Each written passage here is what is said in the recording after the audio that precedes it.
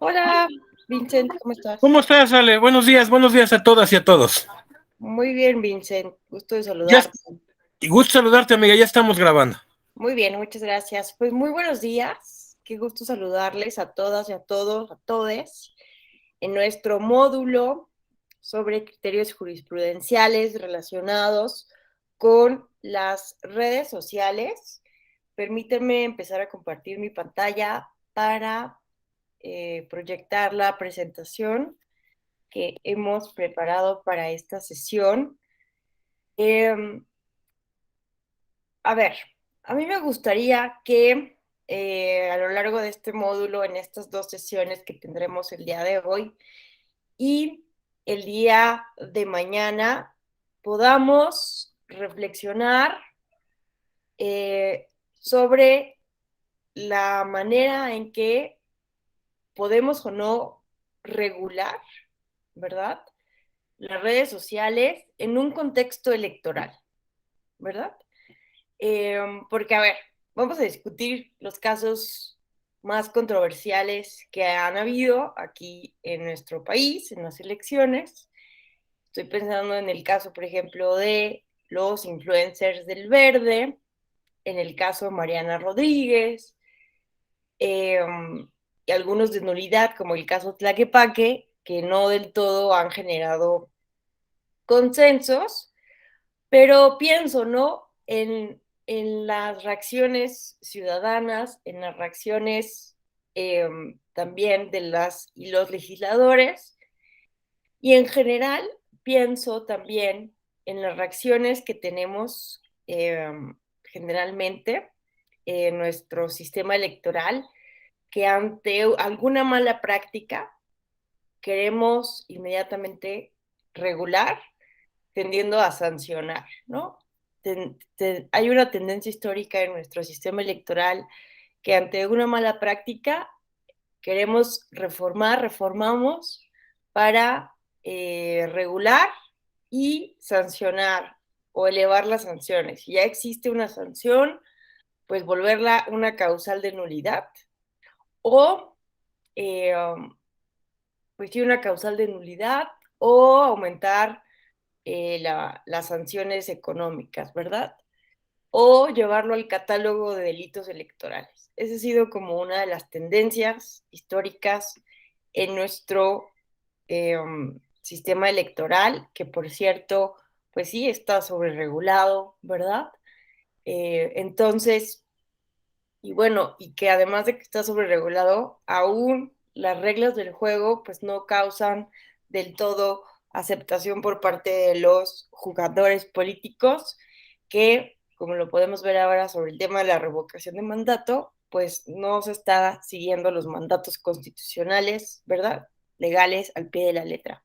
Entonces me interesa muchísimo que podamos reflexionar sobre qué hacer con las redes sociales, qué hacer con lo que en un momento podemos considerar o no como malas prácticas y cuál sería entonces el ideal para poder dar atención a los casos que se presenten por parte de las autoridades jurisdiccionales, ¿no? Es decir, no solo que veamos esto como estudiantes que queremos saber qué han resuelto las autoridades, porque ya más o menos conocemos que han resuelto, cuáles son las líneas jurisprudenciales, sino me interesa que pensemos como si fuéramos legisladoras, legisladores, como creadores de política pública, ¿verdad? Porque este tema es fundamental y me parece que es de los que más se necesitan discutir para la reforma electoral que nos han anunciado desde hace varios meses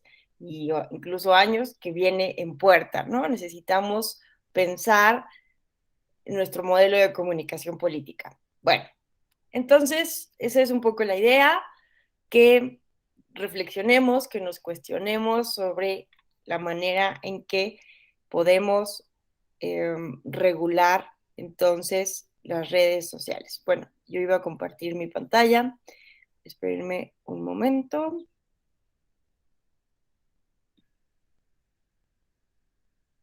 Mm, mm, mm.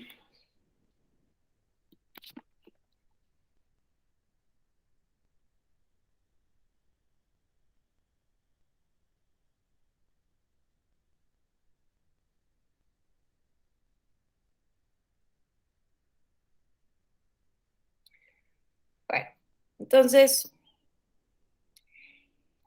me parece también que no podemos, bueno, ¿qué vamos a ver en estos 2 días? En estas 2 sesiones en que estaremos juntas y juntos, pues vamos a ver, me gustaría que tuviéramos una discusión, una reflexión sobre los pros y los contras de la revolución digital, porque me parece que a partir de esto, de analizar las ventajas, las desventajas de las redes sociales en un contexto democrático, es que podemos tener más claridad de los peligros de sobreregular las redes sociales.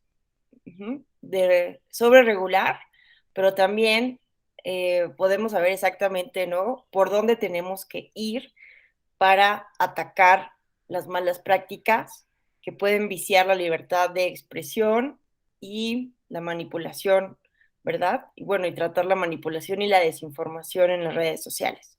Además, pues no podemos analizar los casos jurisprudenciales sin, evidentemente, pues visualizar el contexto en el que se sitúan las redes sociales. Entonces, eso va a ser como la primera parte. En un segundo momento, vamos a analizar criterios jurisprudenciales, pero de casos internacionales, ¿verdad? Porque pues también es importante, interesante en un ejercicio de derecho comparado, pues saber cómo se han resuelto algunos casos importantes que han tenido influencia o no en nuestro país y también, sobre todo, lo más importante, conocer cuáles son los estándares internacionales en materia de redes sociales e internet, porque pues muchas veces, ¿no? Esos son los parámetros que utilizan los operadores, las operadoras jurídicas al momento de resolver los casos. Y también estos casos internacionales y estándares internacionales pues generan ciertas tensiones al momento, por ejemplo, de cuando se le solicita a Facebook, ¿verdad?, que retire contenidos por temas de violencia política contra las mujeres en razón de género. Se argumentan ahí algunas cuestiones en torno a los estándares internacionales, sobre todo cuando lo solicita una autoridad administrativa, ¿no? Entonces vamos a ver ahí algunos problemas. Y finalmente, pues vamos a discutir estos casos nacionales, criterios jurisprudenciales nacionales, que entiendo que ya han estado con mis colegas, con otros profesores investigadores, analizando algunos casos, pero la idea es que podamos profundizar en otros de ellos y que pues los podamos discutir entre nosotros, ¿verdad? Bueno, pues vamos a empezar entonces con esta primera parte, pros y contras de la revolución digital. Me gustaría eh, escucharles a ustedes antes de aventarme yo un monólogo, ¿verdad? De este tema. Me gustaría escucharles a ustedes. ¿Cuáles consideran que son los pros y los contras de esta revolución digital, de esta hiperconectividad que vivimos, de pues el auge de las redes sociales y el Internet como principal y central medio de comunicación entre las personas? Y sobre todo para la democracia, ¿no? En un enfoque democrático. ¿Cuál es su punto de vista? ¿Quién se anima en esta mañana a participar? Muy bien, Sanja, te escuchamos. Hola, profesora, buenos días a todos. Pues rapidísimo, yo creo que un pro podría ser que ahora toda la información que le interese, viéndolo desde el punto de vista electoral y desde el punto de vista, en este caso, de autoridades electorales, la información a través que se mande o que se envíe a través de redes sociales, pues obviamente va a llegar muchísimo más rápido y en este caso, pues a todo el país, ¿no? Que es lo que nos interesa y en un menor tiempo de lo que antes se pudiera hacer cuando se hacía la difusión de diferentes campañas en las que se trataba de concientizar a los ciudadanos y ahora ya ciudadanas también, para que se llevaran a cabo, no sé, diferentes actividades. Pero las desventajas es que a veces esas mismas redes sociales que son utilizadas por todos los actores políticos, pues también han servido para desinformar y manipular a mucha gente, ¿no? Que a veces no está informada sobre los temas y pues se deja llevar con lo que los demás les pudieran decir. Gracias. Gracias a ti, Sanja. Perfecto. Vamos a escuchar ahora a Alan. Hola, profesora, buenos días. Bueno, coincido con que una de las ventajas de la revolución digital, indudablemente es este acceso a la información que tenemos. Yo creo que es lo principal de manera sustancial, ¿no? Yo creo que el acceso que tenemos a la información confiable, yo creo que es un punto de comparación, el antes y el después, respecto a la revolución digital. Ahora bien, sin embargo, por otro lado, como desventaja de esta revolución digital, considero que es impresionante también las toneladas de información, basura básicamente de información que no está bien sustentada y que, bueno, que nos hace vulnerables a los que estamos inmersos ya hoy en día en toda esta era digital. Claro. Muchísimas gracias, Alan. Ceci, muy buenos días. Te escuchamos.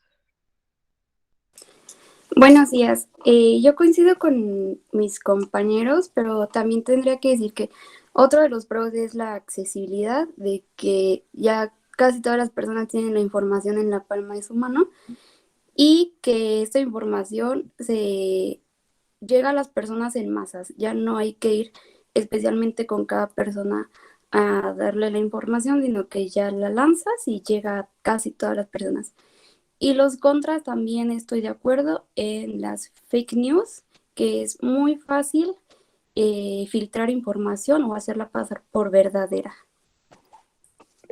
Muchas gracias, Ceci. Hola, Robert, qué gusto saludarte. Te escuchamos.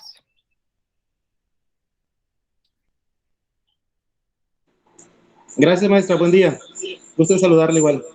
Yo creo que como pro yo observo que pudiera ser el alcance de las redes sociales y también el bajo costo. Creo que sale demasiado económico tener ahorita acceso a cualquier red social y sí es un impacto muy fuerte o muy grande que se pudiera tener. Por otro lado, en pro veo que no hay manera, o al menos yo, el ciudadano común no encuentra cómo clasificar la información que en las redes se encuentra. Lo que sean de fake news y demás, creo que mucha gente de repente cree todo lo que aparece en las redes sociales y lo replica de tal magnitud que se hace casi que una noticia veraz, ¿no? Cuando no lo es.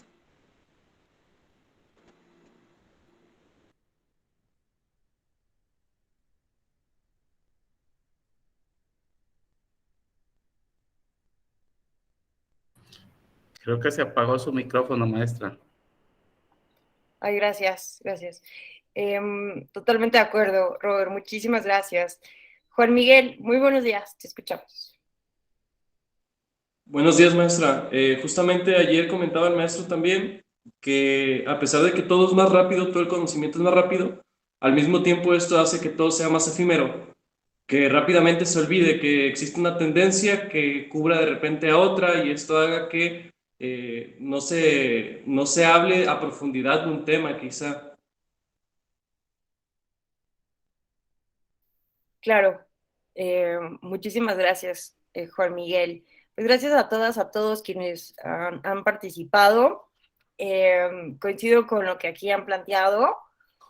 Tenemos como ventajas la accesibilidad, los costos más, bueno, más accesibles, ¿no? La velocidad de la información, que podemos informar a una gran cantidad de ciudadanía, ¿no? Sobre asuntos específicos, más rápida. Sin embargo, al mismo tiempo podemos observar esto que menciona, ¿no? Un contraste sobre la desinformación.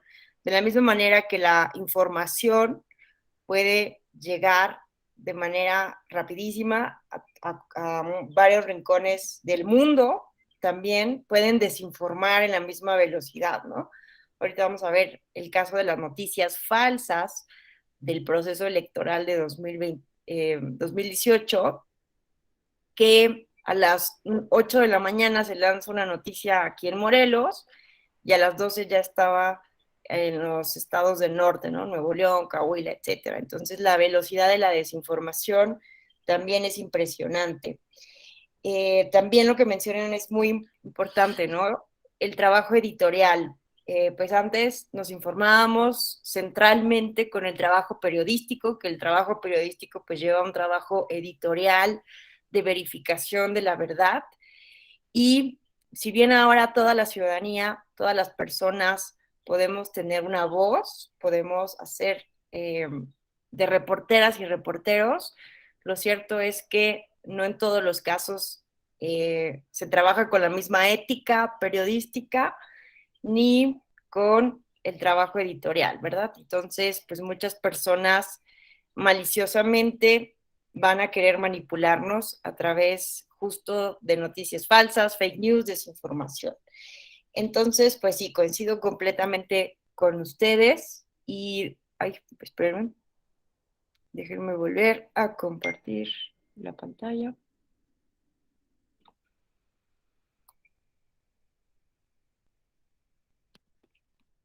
Entonces, pues, por ello, ¿no? Manuel Castells llama a esta revolución digital como procesos de integración, pero también de fragmentación. Son procesos que están conviviendo al mismo tiempo en esta revolución digital. Encontramos ambas cosas, ¿no? Es ambivalente este proceso, tanto procesos de integración como procesos de fragmentación. Entonces, pues sí hay que tener bien claro que las redes sociales en un contexto democrático, pues no es necesariamente algo positivo en sí mismo, ¿verdad? Sino entender que las redes sociales son una herramienta, un instrumento y como tal pueden ser utilizadas para hacer el bien o hacer el mal, ¿verdad? Siempre pongo esta analogía del martillo, es como un martillo que podemos utilizarlo para eh, se me fue la palabra, la podemos usar para poner un clavo y colgar una obra de arte bellísima, o también podemos utilizar el martillo para descalabrar a alguien, ¿no? Para herir a alguien. Entonces, lo mismo las redes sociales, son un instrumento que pueden servir para cuestiones positivas como cuestiones negativas, ¿no? Y hace poco tuvimos en este seminario académico del Poder Judicial de la Federación, hubo justo una mesa donde se habló de las redes sociales, los influencers y los votos.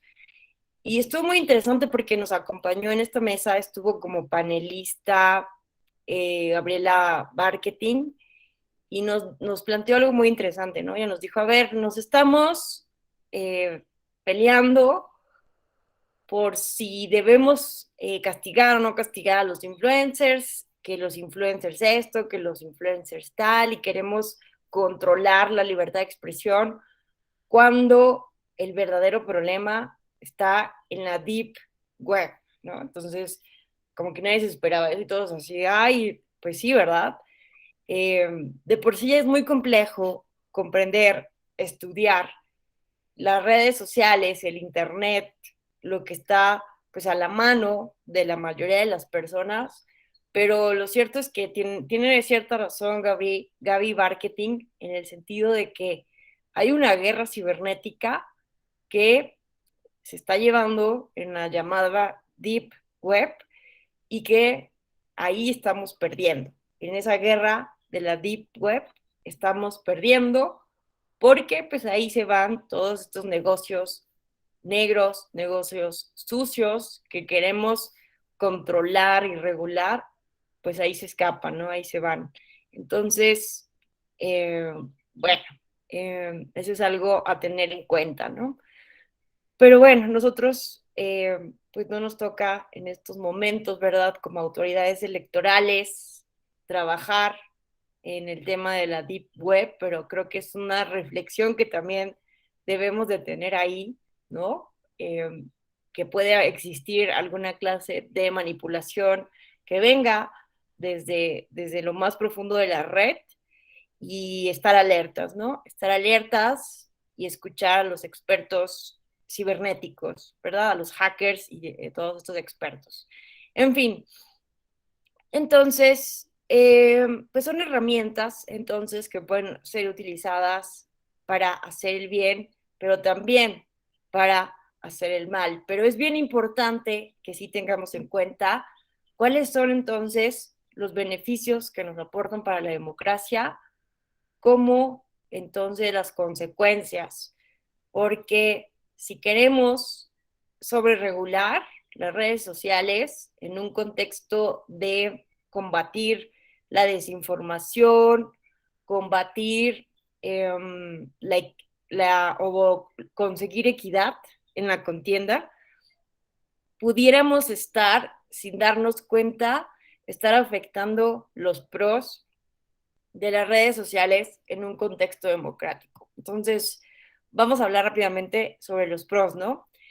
Cuando ustedes revisan la literatura sobre la revolución digital, sí o sí nos vamos a encontrar con referencias al Ejército Zapatista de Liberación Nacional, el EZLN, ¿no? Mundialmente, el hacktivismo, como así se le conoce, el activismo digital, empezó, entre otros temas, con el tema del EZLN, ¿no? Sorprendió a todo el mundo el hecho de que un grupo de personas indígenas en el estado de Chiapas se levantaran en contra del Estado mexicano.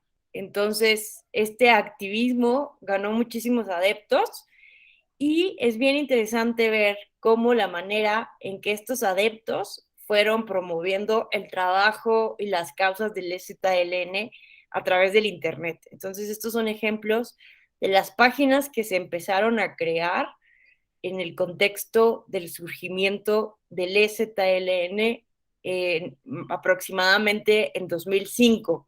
Entonces, vean, esto es muy, muy interesante. Vean que aquí se hace esta página, hasta en inglés, ¿no? Para ir difundiendo la información. Entonces, hasta incluso ante esta proliferación de páginas, se decía que el subcomandante Marcos era un hacker que tenía tecnología satelital y tenía pues alianzas con hackers de todo el mundo, pero lo cierto es que pues él solo tenía lo ha dicho, ¿no? Tenía una computadora viejísima en la que escribía, redactaba, ¿no?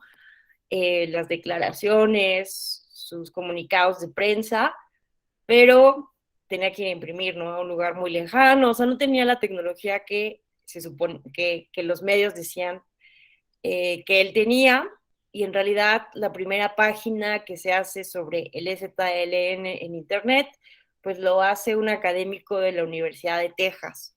Entonces, así se va haciendo este hacktivismo a partir de académicos de universidades y organizaciones de todo el mundo, ¿no? Pero entonces vean cómo el activismo digital, ¿verdad? Tiene un fuerte referente en el EZLN. Bueno, entonces, ¿qué otro fenómeno o hecho histórico, ¿no? nos puede ayudar a comprender las ventajas de la revolución digital? Bueno, pues tenemos también el ejemplo de Wikileaks, que salió, ¿no? en 2006, y que, bueno, wiki significa rápido, leak significa fuga, filtrado, goteo, y pues también sorprendió al mundo, ¿no? Fue un hecho bastante controversial, bastante sorprendente, el hecho de que pudiéramos contar con una página en Internet que filtrara los cables, ¿verdad? Como se les dice, los cables, información clasificada de los gobiernos en el mundo, esta información secretísima de los estados que empezara a filtrarse y a hacerse pública, ¿no? Nos recordó a la ciudadanía el poder que tenemos a partir del conocimiento de de esta información que ha sido históricamente clasificada, ¿no? Entonces fue muy controversial el hecho de que uno de los cables fuera un video en donde militares gringos, estadounidenses, disparaban, soltaron fuego en contra de civiles en Afganistán, ¿no? Entonces, este tipo de videos que eran clasificados como ultrasecretos por el gobierno norteamericano, pues enojó a muchas personas, ¿no? Pues ha sido también muy criticado Wikileaks porque no se protege al 100% el anonimato, la confidencialidad de la información y porque pues también señalan que hay intereses detrás, ¿no? de sus líderes, pero lo cierto es que este tipo de páginas, ¿no? Nos han ayudado a recordar que al final del día el poder pues proviene de la ciudadanía, ¿no? Y que el conocimiento es poder. Y bueno, también está el caso de la primavera árabe. La primavera árabe también es un episodio importantísimo en esta llamada revolución digital. No sé si se acuerden de este personaje, Mohamed Bouazizi, fue un ciudadano tunecí. Él tenía un carrito de frutas en, en Túnez. Sin embargo, las autoridades, como no estaba legalizado su venta, era un vendedor ilegal, pues arbitrariamente, de manera un poco violenta, le quitan su carrito, que era el medio por el cual él subsistía, su medio de subsistencia, y entonces, pues ya frustradísimo, porque en otras ocasiones ya había sucedido lo mismo, no tenía medios para subsistir, se prende fuego como protesta, se enmola y entonces, enfrente de las autoridades públicas, y alguien lo graba. Y este video se vuelve viral en las redes sociales de los países árabes y fue una de las gotas que derramó el vaso de la primavera árabe, ¿no? Entonces, a partir de este video, la gente empieza a enojarse masivamente en las redes sociales y empiezan a convocar a salir a la revolución, ¿no? En países como Túnez, como Egipto, ¿no? De ahí que Manuel Castells llame a la revolución de Egipto, la wiki revolución del jazmín, ¿no? Por la velocidad en que empezó a convocarse a todas las personas a través de las redes sociales a salir a manifestarse para tirar las dictaduras de los países árabes, ¿no? Entonces vamos a ver rápidamente este video.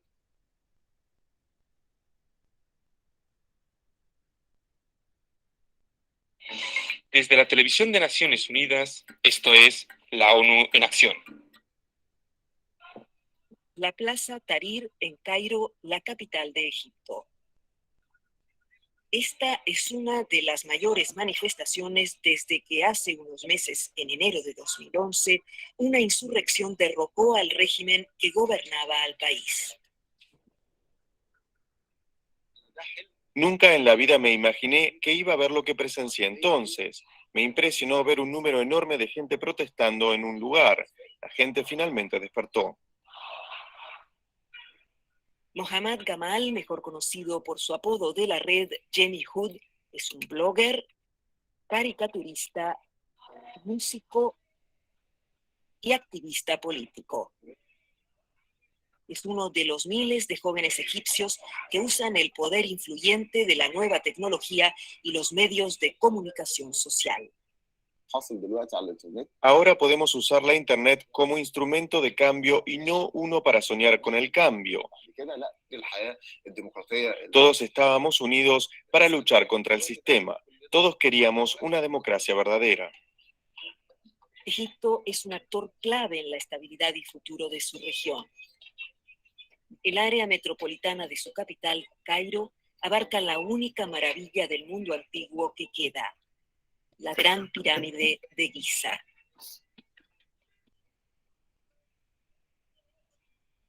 Pero la grandiosidad de la historia de esta nación no concordaba con su realidad política, donde la estabilidad se logró a expensas de las libertades política y social.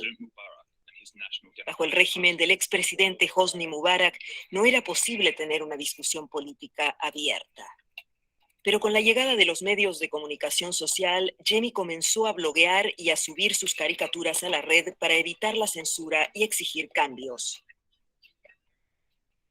Y en 2010, Jamie tuvo la oportunidad de presenciar las prácticas y las políticas de los medios de comunicación en los países occidentales a través de un programa de becas para líderes jóvenes que promueve el diálogo intercultural.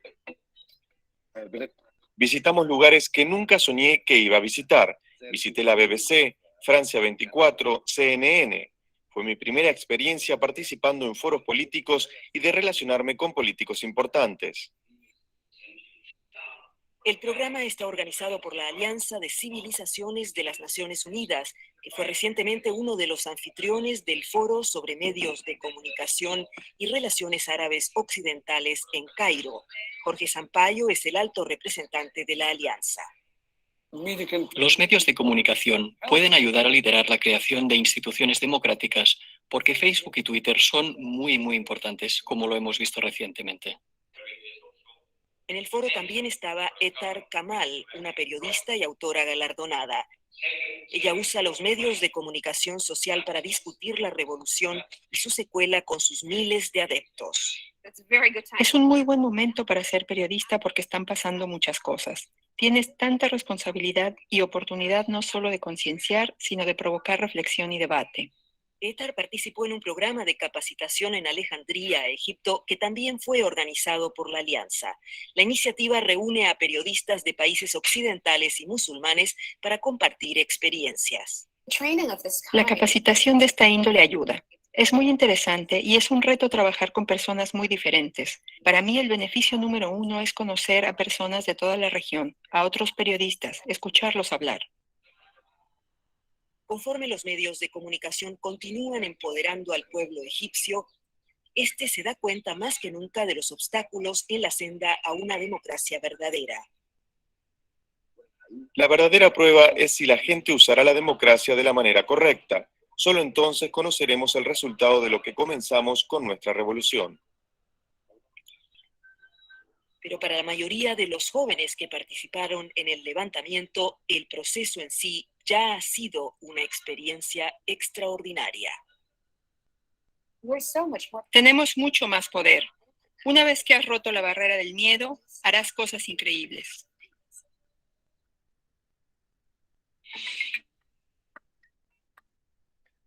Bueno, como ven, entonces es muy interesante, ¿no? Ver cómo en un contexto distinto al occidental, ¿no? También las redes sociales han provocado, ¿no? Toda esta serie de manifestaciones, aunque desafortunadamente, ¿no? El optimismo que teníamos al principio sobre esta primavera árabe se fue desmoronando, y bueno, en Egipto se derrocó la dictadura, hubieron elecciones, pero desafortunadamente estas elecciones trajeron a un gobierno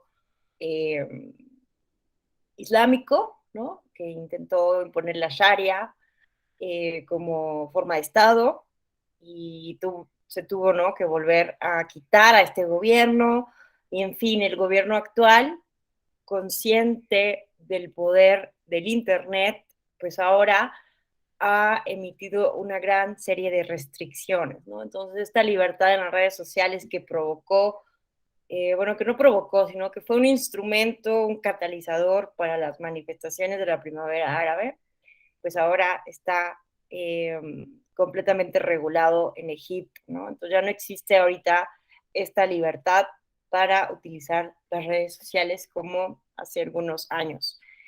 En fin, entonces, pues bueno, es interesante ver esto, ¿no? ¿Qué otra cuestión? Obama, ¿no? Obama se convirtió en el político, en el primer político en centrar su campaña electoral principalmente en Internet y las redes sociales, ¿no? En la campaña de 2012. Entonces, a partir de aquí, ¿no? Hablamos ya de la política 2.0. Entonces, pues recordaremos, ¿no? Cómo su campaña tuvo muchísimo éxito a menor costo a partir de la creación de la página barackobama.com, perfiles de Facebook, Twitter, MySpace, mybarackobama.com, los canales de video de YouTube y el propio Barack TV. Dentro del portal barackobama.com, el sitio web Obama Móvil, en Wikipedia y en el blog barackobama.com, ¿no? Entonces, pues fue algo muy innovador en ese momento, ¿no? Que a partir de Facebook, de Twitter y MySpace se llevara a cabo una campaña presidencial de la magnitud de las elecciones de un país como Estados Unidos, ¿no?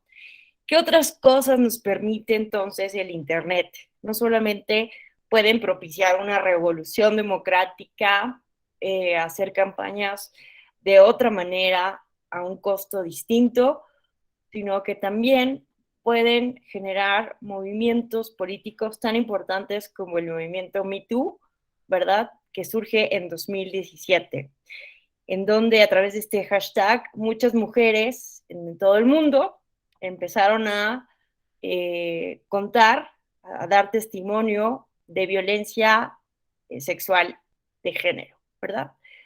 También el movimiento llegó a nuestro país y este movimiento es muy importante porque contribuyó a visibilizar que las agresiones sexuales, la violencia de género, no es un problema aislado, sino que incluso es pues una epidemia que invade nuestras sociedades, que es un problema mucho más común de lo que podemos creer, y de ahí el Me Too, ¿no? Yo también he sido víctima de violencia sexual.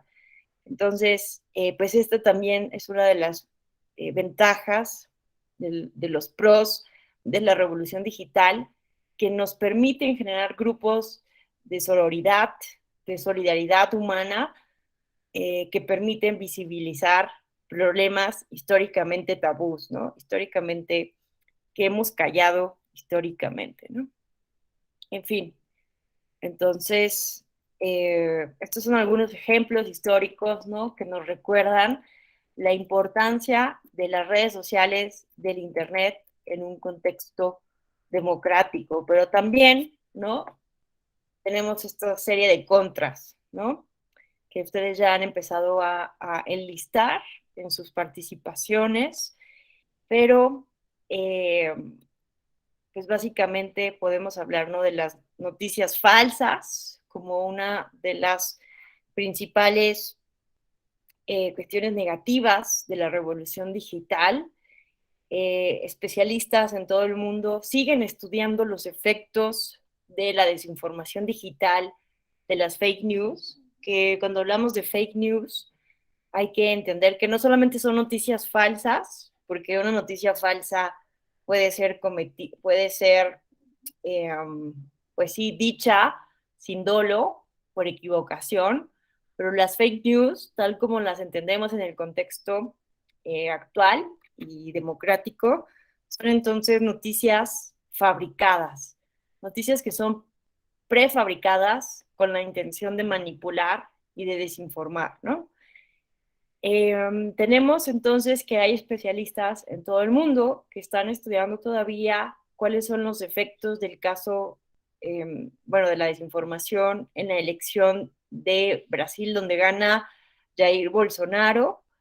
Hay especialistas que afirman que la desinformación hizo que ganara en Brasil, que siguen estudiando el caso del Brexit, ¿verdad? Que pues la desinformación también ganó en esa campaña para que Inglaterra, ¿verdad? La Gran Bretaña saliera de la Unión Europea.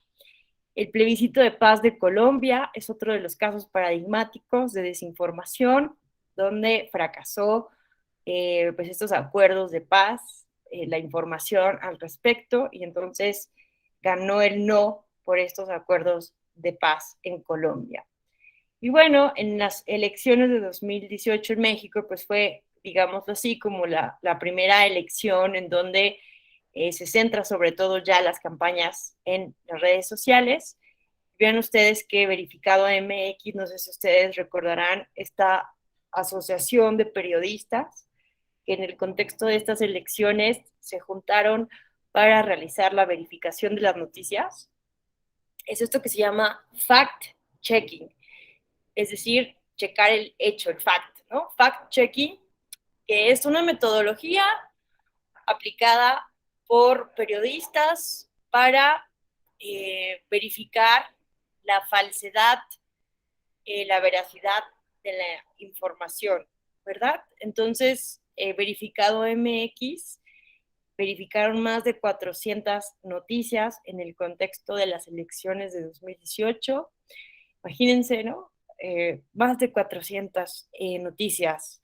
Y bueno, en ese contexto de la desinformación, el INE empezó este programa que se llama Certeza 2018, que también implementó ahora en 2021 para garantizar, bueno, además de blindar a la institución en contra de los hackeos básicos de los sistemas informáticos de la institución, pues también es una campaña en contra de la desinformación, ¿verdad? En general, y para pues, poder responder inmediatamente a cualquier noticia falsa que se hiciera viral sobre las elecciones tanto de 2018 como de 2021. Y bueno, hemos visto que el INE ha empezado ya a trabajar desde 2018 con las principales redes sociales, con Twitter, que lanzó este memorándum del entendimiento, y también con Facebook, justo para ver de qué manera se puede trabajar para atacar la desinformación. Y se ha capacitado a las personas también, tanto Twitter como Facebook, para realizar estos chequeos de la información y para saber cómo funcionan las redes sociales.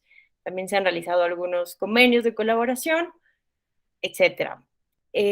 También tenemos el caso de la Red por la Defensa de los Derechos Digitales, artículo 19 y Data Cívica, que también en el contexto de 2018 lanzaron la campaña Rompe la Cadena. ¿A cuántas de ustedes les han llegado en el contexto de la revocación de mandato cadenas con desinformación sobre lo que va a suceder a partir de la revocación de mandato? Mi papá ya me mandó como 2, está todo preocupado, ¿no? Y ha sido una constante tener que decirle, a ver, papá, esto no es así, esto es así, ¿no? Un poco tratando de explicar, porque ya se ha convertido WhatsApp uno de los medios favoritos de las personas para desinformar. San, ya te escuchamos. Yo creo también, profesora, que justo con lo que menciona, las mismas redes han servido para crear esos pánicos generalizados con la finalidad simplemente de manipular. Lo que le decía hace ratito, a veces los actores políticos, pues de acuerdo a sus intereses, han hecho uso de esas redes no de la manera correcta y pues la gente ha caído y es lo que crea ese pánico y que hace que se tomen decisiones que ni siquiera serían las correctas una vez que se analicen las situaciones. Claro, totalmente de acuerdo contigo, Sandra. Y también este efecto de las personas antivacunas, ¿no? Que también a partir de videos muy sugestivos, muy convincentes, sobre todo en YouTube, ¿no? Un poco para desprestigiar pues el trabajo científico de la comunidad científica. También muchas personas han caído en este miedo de la vacunación, ¿no? Entonces, pues sí, es bastante peligroso el tema de la desinformación, porque podemos llegar incluso, ¿no?, a tener el riesgo de perder la vida. Ay, ¿dónde está? Aquí está. En fin, entonces vean que, pues sí, WhatsApp ya es una de las redes sociales favoritas de las personas que manipulan a la ciudadanía. En el contexto de 2018 se identificaron 500 cadenas de noticias, aparentemente falsas o dudosas, pero pues con el personal que tenían estas organizaciones, solo pudieron verificar el 30%, con un alcance de 70 clics posteriores. La velocidad de la difusión, lo que les decía, ¿no? A las 8 a.m. iniciaba alguna en alguna ciudad del sur del país y a las 12 del día ya estaba en Morelos y hasta en Nuevo León. Vean que algo interesante es que la gran mayoría de las noticias falsas eran en contra de López Obrador. Pero hay que tener en cuenta que aún así ganó la elección, ¿no? Entonces, a ver, aquí también es algo bien importante. El hecho de que exista desinformación digital no significa que en automático toda la ciudadanía ¿verdad? Va a cambiar su punto de vista. Eso hay que entenderlo y hay que ir, pues tratar de ir comprendiendo cómo funciona entonces, en qué contexto sí funciona la manipulación y en qué contexto no, porque, pues bueno, en este contexto de la elección 2018, la mayoría de las noticias falsas eran en contra de Obrador y ganó por un alto porcentaje. Entonces es muy incierto, eh, es como muy poco riguroso poder hablar, ¿no? De la influencia de estas noticias falsas en el contexto de la elección 2018 en contra de una persona específicamente, ¿no? Entonces, eh, esto es importante porque podemos ver el caso de Cire, si, Cirepa, no. Bueno, una elección, ahorita les digo exactamente el municipio. Cirepa, no. Bueno, en Michoacán se anuló por la Sala Regional Toluca una elección a partir de la campaña de 2021 de los influencers del Verde. Y después esta elección, esta nulidad la revoca la Sala Superior. Y, a ver, veo aquí que pusieron un mensaje. Los electores que acuden a las urnas son personas de mediana edad. Sí, necesitamos como empezar a comprender todos estos datos estadísticos, geográficos, poblacionales, ¿no? No podemos de manera automática eh, hacer relaciones causales, ¿no? De causa y efecto y decir, si hubo desinformación aquí, la consecuencia fue automáticamente esta. Es mucho más complejo, ¿verdad? Entonces, eso es lo que tenemos que ir estudiando, discutiendo, ¿no? Entonces, en estas elecciones que se anularon en un municipio de Michoacán por la Sala Regional Toluca, pues a mí me parece que en un razonamiento erróneo, la Sala Regional Toluca afirmó que en automático la ciudadanía, eh, creo que Zipecuaro, Michoacán, eh, en automático votó por el Partido Verde Ecologista de México, ¿no? Entonces la Sala Superior después revoca esta decisión y sobre todo a partir del argumento de la brecha digital, ¿no? Se estaba perdiendo de vista que en esta comunidad de Michoacán solamente el 30% de la ciudadanía tenía acceso a Internet. Entonces era muy poco convincente esta relación causal de que la campaña de influencers a través de Instagram había determinado, o sea, vean qué palabra tan fuerte, ¿no? Determinado una elección municipal en donde solamente el 30% tiene acceso a Internet, ¿no? Como que es débil la relación causa-efecto, aunado al hecho de que, pues, las manifestaciones del Verde fueron como manifestaciones genéricas sobre las elecciones de 2021 y nunca hacían referencia a que la ciudadanía votara por este partido en esta zona geográfica específica, ¿no? Por esta elección municipal. Entonces, creo que hay que tener muchísimo cuidado entonces cuando hacemos estas relaciones causales, ¿no? También discutimos mucho el tema de Mariana Rodríguez en Nuevo León. Damos por hecho que ella es la que hizo ganar a Samuel García, pero creo que también hay que tener en cuenta el contexto de Nuevo León, ¿no? ¿De qué contexto veníamos? En donde un candidato independiente que había generado ya después muchísimo malestar, que actualmente está, no sé si sigue detenido, pero fue apenas detenido por cometer delitos electorales, ¿verdad? El Bronco. Pues hay que analizar todo el contexto también de Nuevo León, ¿no? Y la fuerza que empezó a tener Movimiento Ciudadano en algunas entidades federativas, como en Jalisco, como en Nuevo León. Entonces, no podemos hacer los análisis aislados y pretender hacer estas relaciones causales del efecto de las redes sociales en la ciudadanía, ¿verdad? Porque son relaciones mucho más complejas, más caóticas y multicausales de las que podemos pensar. En fin, ¿cuál es otra desventaja? Tenemos también lo que se llama el populismo 2.0.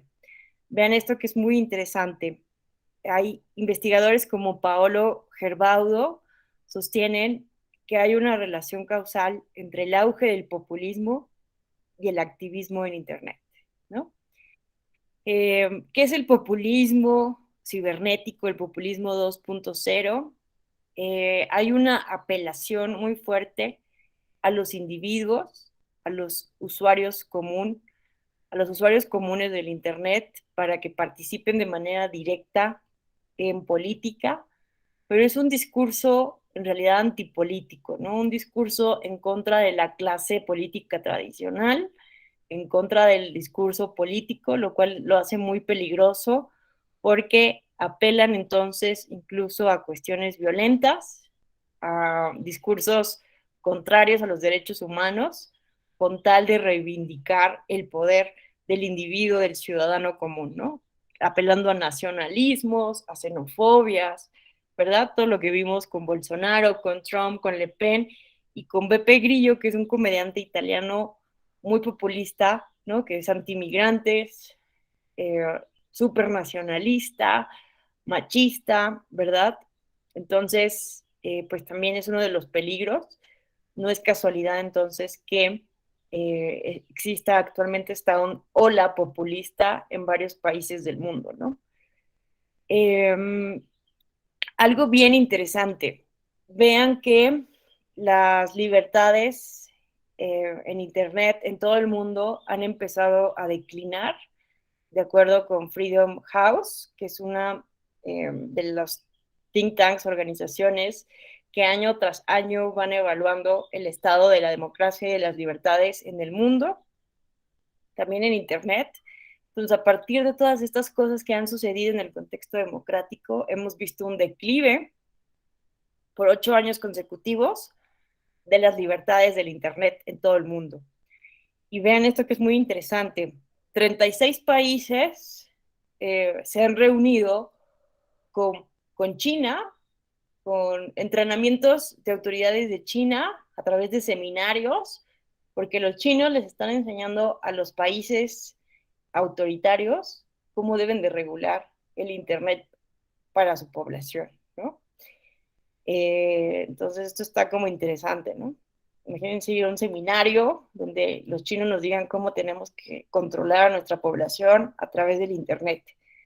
17 gobiernos en todo el mundo han aprobado leyes restrictivas, señalando o utilizando como pretexto esta lucha en contra de la desinformación y las noticias falsas. Y 18 países han incrementado la vigilancia a partir del Internet, ¿no? Y bueno, esta es una gráfica que me gusta mucho porque muestra pues los países, de este lado podemos ver los países con el mayor número de restricciones en Internet. Vean que el número 1 es China, es el país con el mayor número de restricciones a su Internet, a las redes sociales. Y aquí podemos ir viendo, ¿no? Irán, Etiopía, Siria, Cuba, Vietnam, Uzbekistán, Pakistán. Aquí tenemos a Egipto, justo el país de que hablábamos, que ahora tiene muchísimas restricciones, a pesar, ¿no?, de haber sido uno de los países de la primavera árabe, ¿no? Y aquí podemos ver entonces a los países con el menor número de restricciones. Islandia, no veo cuál es. Ay, no sé cuál es. Islandia, Canadá, Alemania, Australia, Estados Unidos, el Reino Unido, Sudáfrica, Japón, Italia, Pero bueno, vean que, ¿dónde está México? México está aquí. Entonces, bueno, la buena noticia es que estamos más cerca de los países con el menor número de restricciones que con los países más autoritarios en tema de la libertad de Internet, ¿no? Entonces, este mapa y esto hay que tenerlo siempre en cuenta cuando pensemos en restringir las libertades en Internet, ¿no? Porque muchas veces tendemos, no, que Mariana Rodríguez hizo esto, no, pues hay que prohibir, hay que regular, ojo, ¿no? Hay que tener muchísimo cuidado porque podemos estar sin querer pues restringiendo libertades importantísimas en Internet. Y como lo dijo muy bien también Gaby Marketing, mientras más difícil sea de controlar el Internet, mientras más caótica sea pues la lluvia de ideas, pues es más difícil que los hackers puedan manipular a la ciudadanía, ¿no? Entonces, mientras más compleja sea la red, más caótica, es más difícil que se manipule a una sociedad. Entonces, eso también hay que tenerlo en cuenta, ¿no? Entonces, si queremos que las autoridades electorales tengan bien controlado todo el discurso político en Internet, pues nos volvemos más vulnerables para que hackers de todo el mundo, como ya hay esta como impresión de los hackers rusos, ¿verdad? Pues puedan manipular a la ciudadanía. Bueno, ¿qué otro problema tenemos? Pues la brecha digital. Que la brecha digital no solamente hay que analizarla a partir de cuántas personas tienen o no acceso a Internet, sino también a partir de otros elementos como en qué lugares hay una conexión muy lenta o poca oferta de las compañías que ofrecen este servicio, los costos elevados. Nunca nos olvidemos de que somos un país lleno de desigualdades todavía económicas y entonces para muchas personas sigue siendo inaccesible el Internet por los costos. Los problemas técnicos de las compañías, 32% de usuarios de Internet en México han señalado, ¿no?, que todavía hay muchos problemas técnicos. 4% de personas en nuestro país no saben cómo usar el Internet. La mayoría utilizamos en México el Internet a partir de dispositivos móviles y solamente el 37%, o sea, vean que es muy poco en realidad, 37% de los usuarios de Internet en México no tienen ningún problema navegando en Internet, ¿no? Entonces, la brecha digital todavía es un tema muy importante en nuestro país y hay que tenerlo en cuenta al momento de pensar, ¿no?, en las regulaciones que tendríamos que hacer. A ver, espérenme que alguien me ha pedido el uso de la voz. O pusieron un mensaje en el chat. Estonia. Ay, muchas gracias, Francisco. Exacto. Estonia. Permítame un momento, que se me está apagando la computadora. No sé si alguien quiere hacer una reflexión en lo que conecto, o alguna pregunta, comentario. En lo que conecto rápido esto. Maestra. Sí, te escuchamos. A mí me tocó trabajar en la vocalía de organización de la Junta Local de mi estado. Y recuerdo que está esto que es el CIGE, ¿no? Aquí nosotros contamos con 2 sierras. Entonces, había un problema aquí en mi estado porque realmente a esas zonas no les llegaba el internet, solamente de manera satelital. Pero esto hacía que a veces una nube ya restringiera el internet totalmente. También me imagino que mucho tiene que ver el tipo de zona viable para el internet. Claro. Muchas gracias, Juan Miguel, por darnos este ejemplo. Y sí, sigue siendo un problema, ¿no?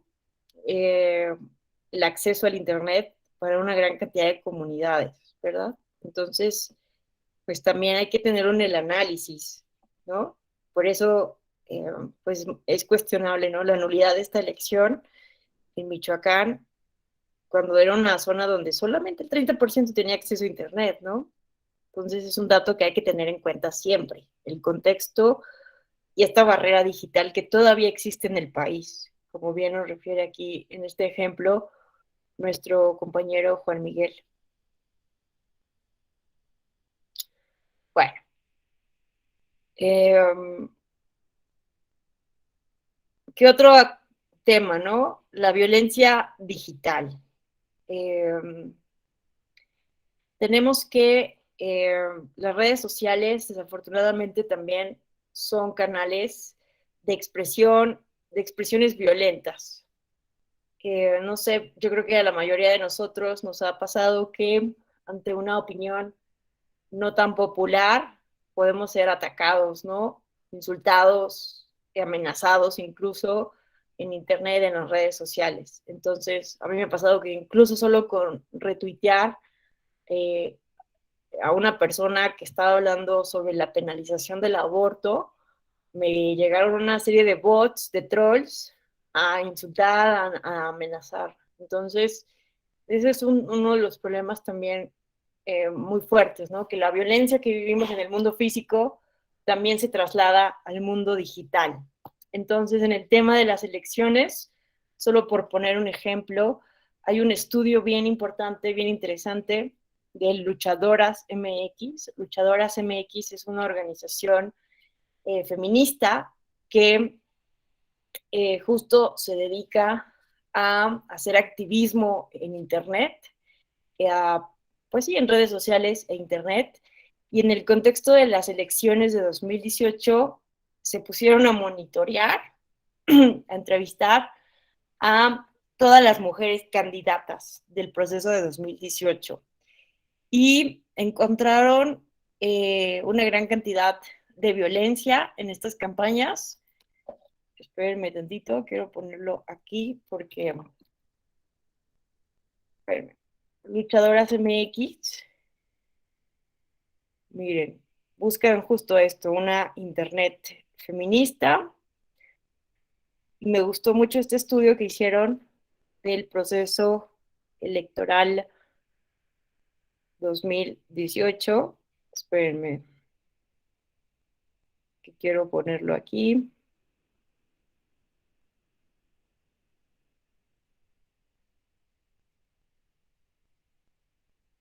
Encuentros, internet feminista, mujeres guerreras.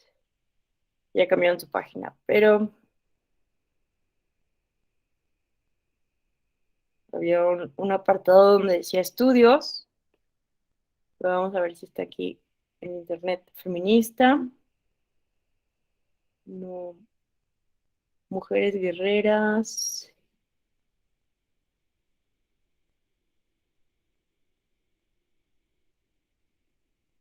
Aquí está. Miren.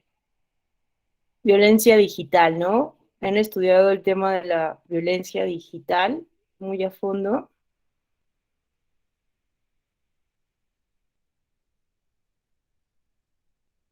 Miren, han encontrado han hecho una tipología de 13 formas de agresiones en Internet.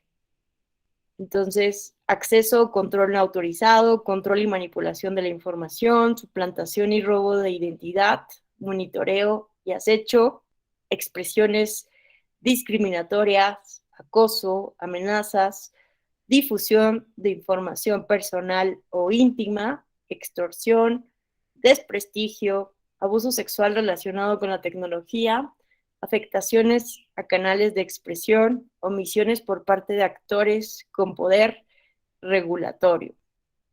Entonces, pues sí les invito a que vean esta página, pero miren, aquí está el informe que yo quería enseñarles, que es el informe sobre la violencia política a través de las tecnologías, y aquí podemos consultar el informe.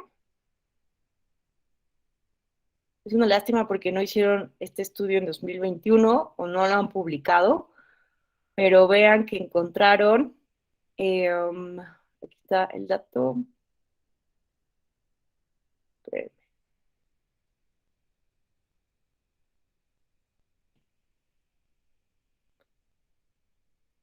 es que les quiero decir exactamente el número de agresiones y a cuántas candidatas mujeres.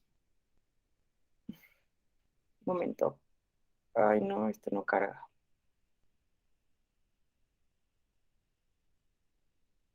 Aquí está bien.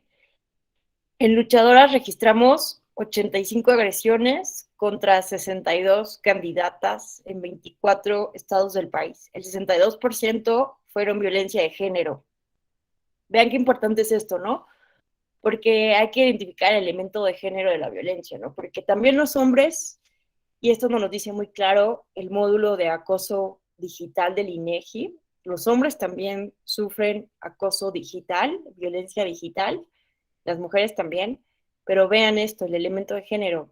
En la mayoría de los casos, las agresiones en contra de mujeres tienen un carácter sexual, ¿no? Entonces, yo siempre digo esto, no es posible tratar enfermedades distintas con medicinas iguales, ¿no? Incluso los especialistas, ¿no? Si tenemos una gastritis, pues vamos con el especialista, ¿no? En el estómago, en el gastro, vamos con el gastroenterólogo, ¿no?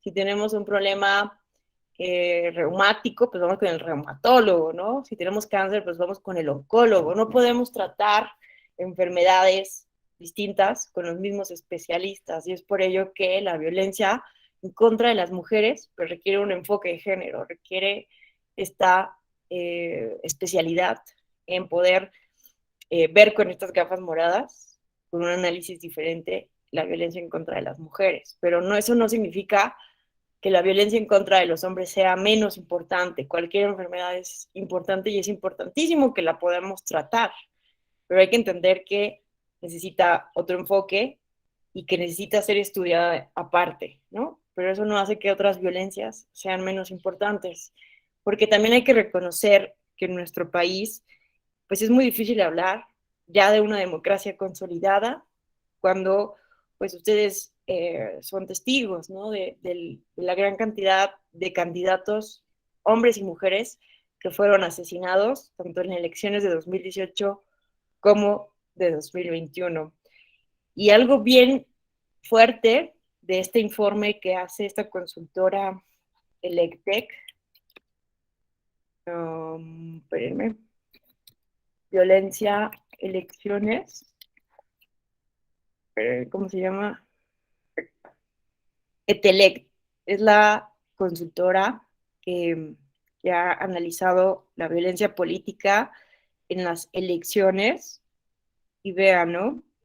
El número de políticos y aspirantes asesinados es 29.5 superior a las 61 víctimas mortales del ciclo electoral intermedio de 2015. Entonces, las agresiones en contra de políticos, aspirantes y candidatos en el proceso de 2021 abarcó a 31 entidades del país y 321 municipios de la República, el 13% del total de los municipios, ¿no? Entonces, todavía hay un fuerte problema y algo que a mí me llamó poderosamente la atención de este informe, que les invito a que lo revisen, que lo lean a detalle, es que en la mayoría de los casos, aquí está, vean, ¿no? El 35% son mujeres, pero a mí lo que me llamó la atención es que en la mayoría de los casos fueron asesinadas personas opositoras del gobierno en turno.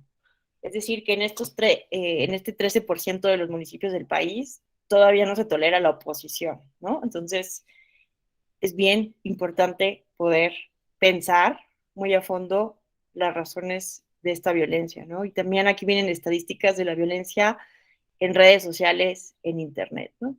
En fin. Bueno, entonces son dos informes que yo les recomiendo muchísimo para entender un poco, pensar la violencia que estamos viviendo en el contexto de los procesos electorales en nuestro país. Y bueno, vemos aquí, ¿no? Entonces que 62 mujeres candidatas en 2018 fueron agredidas. Y aquí pueden ver las diferentes estadísticas. Bueno, aquí está el informe, pero bueno, no nos vamos a detener más en esto. si tienen interés y tiempo, después ustedes ya lo revisarán con mayor calma. Bueno, entonces vean cómo la mayoría de las amenazas fueron expresiones discriminatorias. Un problema bien importante también en el tema que nos ocupa es que en la mayoría de los casos no es posible identificar a los agresores de la violencia digital, ¿verdad? Entonces, en el 33% de los casos no hay información. Es muy fácil para cualquier persona crear una cuenta falsa, una cuenta con otro nombre, incluso suplantar la identidad. Y ese es uno de los problemas que hemos enfrentado al momento de estudiar casos de violencia política, ¿no? Que muchos de los agresores se escudan diciendo, es que me hackearon, no soy yo, ¿no? Entonces, es un reto para las autoridades electorales poder acreditar, desacreditar, en este caso, el dicho de las personas. Y esto pasó en un caso bien interesante de Lili Telles. A Lili Telles le hicieron un video. Pues tengo ese caso, más adelante lo vamos a ver el día de mañana, pero justo la persona que agredió a Lili Telles, una caricatura que subieron a Facebook con elementos misóginos y de violencia sexual, nos caiga bien o no Lili Telles, esto es independiente, la violencia es inaceptable para cualquier persona, y el agresor decía, es que a mí me hackearon, yo no soy el agresor. Entonces, recuerden que en materia de violencia política se ha implementado la reversión de la carga de la prueba. Entonces, las víctimas no son las responsables de probar de que fueron violentadas, sino que a los acusados les toca desacreditar estas acusaciones de violencia. Entonces, esa reversión es un argumento bien poderoso que permitió, en este caso de Lili Telles, a la autoridad electoral, pues, demostrar que en efecto, en teoría de la prueba, ¿verdad? Entonces es un avance bien importante a través de que no pudo desacreditar esto, de que lo habían hackeado, porque si era una persona experta, esta persona resultó que su perfil era una persona experta en campañas digitales. Y él estaba argumentando que lo habían hackeado porque entonces seguía utilizando la cuenta de correo electrónica en su vida cotidiana, si él sabía que había sido hackeado, porque nunca reportó a Facebook que había sido hackeado. Y bueno, básicamente son los argumentos, ¿no? Entonces, pues no puedes argumentar simplemente que te hackearon siendo un experto y no haber hecho ningún acto en consecuencia e incluso seguir utilizando tu correo electrónico como si nada, ¿no? Entonces, bueno, eso es es uno de los indicios concatenado con otros que lleva a la autoridad electoral a, pues, comprobar que el agresor en efecto había sido él. Pero bueno, ya mañana lo vemos con detalle, el caso de Lili Telles. Pero lo importante que quiero que aquí analicemos es que pues en la mayoría de los casos va a ser bien difícil para las autoridades electorales que encontremos a los agresores. Y más con este argumento, ¿no? De que me hackearon. Porque es verdad, y eso lo dijo Facebook al INE. Cualquier persona puede, ahorita se mete y crea una cuenta con el nombre Alejandra Tello, y pues bueno, ¿quién va a poder probar que realmente no soy yo, ¿no? Entonces es algo bien complejo que debemos de tener en cuenta. Pero ojo, ¿no? El hecho de que no encontremos a la persona agresora, pues no significa que no tengamos que actuar con la debida diligencia, con los estándares internacionales de la debida diligencia, que atendamos a las víctimas, que les emitamos medidas de protección, que emitamos medidas cautelares para bajar estos contenidos que son violentos,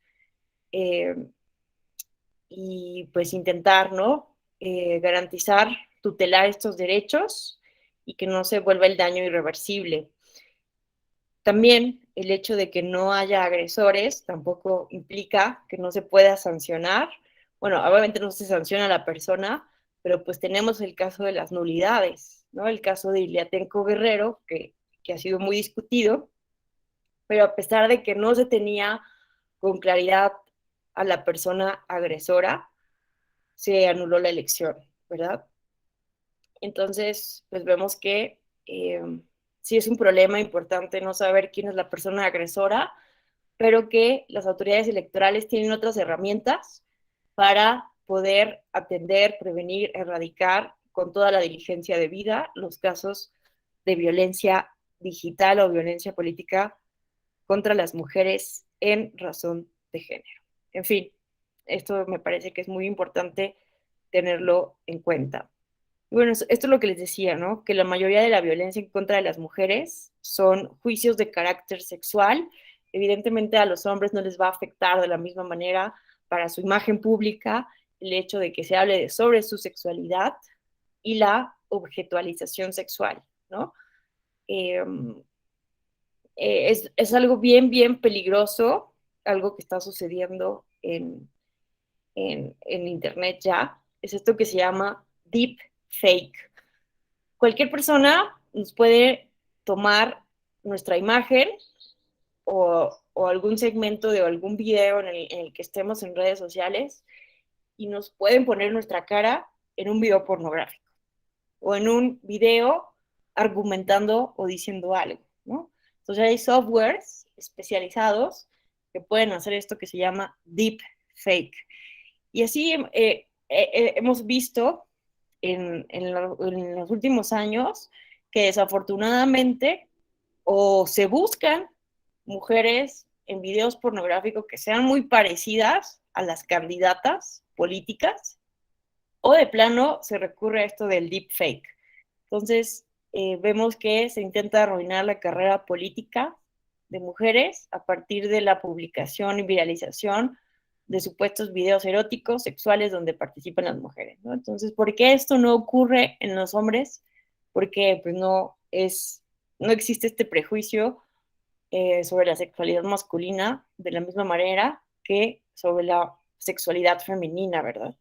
Entonces, por mencionar algunos casos, ¿se acuerdan de la expresidenta de Bolivia, que fue la que tomó el poder interino después de la controversia que hubo sobre Evo Morales? Bueno, sobre ella se lanzó un video de un supuesto video sexual. En México también ha ocurrido y desafortunadamente hicieron que la candidata renunciara a una candidata en Oaxaca. Ha sucedido en Ucrania, ahora que está el contexto de la guerra. Justo me acordé de un caso de una candidata mujer por la localidad de Odessa. También se le subió un video donde ella hacía un video erótico, un baile, un striptease. En fin, también hubo un caso en México de una candidata del Movimiento Ciudadano. Entonces, pues ahí tenemos problemas, ¿no? También relacionados con los contras de Internet. ¿Qué otro tema tenemos de contras de las redes sociales? La polarización, ¿no? Hay estudios que reflejan, desafortunadamente, altos índices de polarización, no solo en México, sino en todo el mundo. Y hay estudios que demuestran que la polarización disminuye la calidad de la democracia en todos los rubros, tanto de la democracia procedimental como de la democracia en cuestiones mucho más sustantivas. Si bien podríamos pensar, ¿no?, en este debate sobre la manera en que discutimos en democracia, pensando en la visión de Habermas, que habla de una ética dialógica como el ideal para discutir en la democracia, para dialogar entre ciudadanos y ciudadanas en el contexto de la esfera pública y la acción comunicante de las democracias deliberativas. Pues también existen teorías, ¿no?, como la de Chantal Mouffe y Ernesto Laclau, que son promotores, digámoslo así, ¿no?, de la democracia radical, y que ellos, por ejemplo, sostendrían, ¿no?, que a veces esta polarización es necesaria, que los discursos fuertes o expresiones, discusiones fuertes son necesarias, siempre que estemos en un contexto en donde se sigan las reglas democráticas, donde no nos salgamos de estos límites que se definen en las democracias constitucionales. Pero bueno, el problema es que muchas veces esta polarización genera encono y un desencanto mismo con la democracia. Entonces, también es un tema que debemos de trabajar en los países democráticos, esta polarización, este enojo, esta violencia, pues sí, se crean dos polos, ¿no? Los que están a favor y en contra de una causa específica, de un líder político, y desafortunadamente en América Latina vemos que uno de los polos favoritos de quienes buscan controlar a la ciudadanía es este polo pro Chávez, anti Chávez, ¿no? Pro Venezuela, anti Venezuela.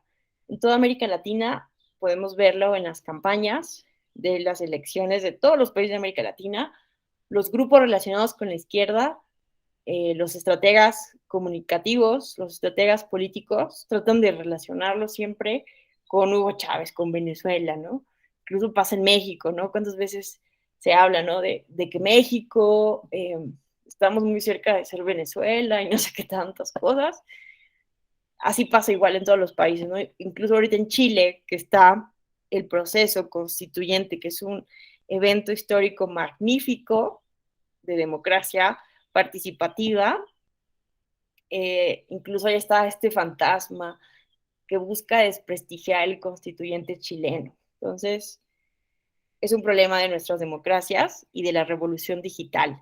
La manipulación, ¿no? Se sabe que agentes rusos utilizaron una cuenta falsa de Twitter, @ten_gov, que afirmaba representar a los republicanos del estado de Tennessee en Estados Unidos para persuadir a políticos, celebridades y periodistas de compartir contenidos de esta cuenta con sus propios seguidores, ¿no? Entonces, el llamado hackeo de elecciones también es uno de los problemas que hemos podido observar en los últimos años. También hay algo que se llama el net delusion o el espejismo del Internet. También tendemos a creer que Internet por sí sola va a resolver los problemas de la democracia liberal, pero pues lo cierto es que pues Internet también genera muchísimos espejismos. Por un lado creemos que todo lo que vemos en Internet es real, ¿no? Pero solo es la punta del iceberg muchas veces de lo que realmente está ocurriendo en el mundo real. A veces se nos olvida que existe un mundo físico más allá del mundo virtual, del mundo digital. Entonces queremos resolverlo todo a partir del Internet y nos creemos todo lo que se dice en el mundo del Internet. Pero es también algo que está ocurriendo, ¿no? El net delusion, además de esto que se llama, ¿no? La posverdad, que ya cada quien cree lo que quiere creer, ¿no? Entonces, la posverdad es esta apelación no a los hechos, al conocimiento científico o incluso a planteamientos filosóficos, si lo quieren ver así, sino que se apela a las emociones, al sentimiento. Si a mí esto me da un sentimiento de que es mentira, pues es mentira, ¿no? Entonces, en fin, no está fácil el escenario en el que nos encontramos, pero bueno, a mí sí me interesaba que pudiéramos discutir sobre estos pros y contras, porque esto nos lleva entonces a entender de otra manera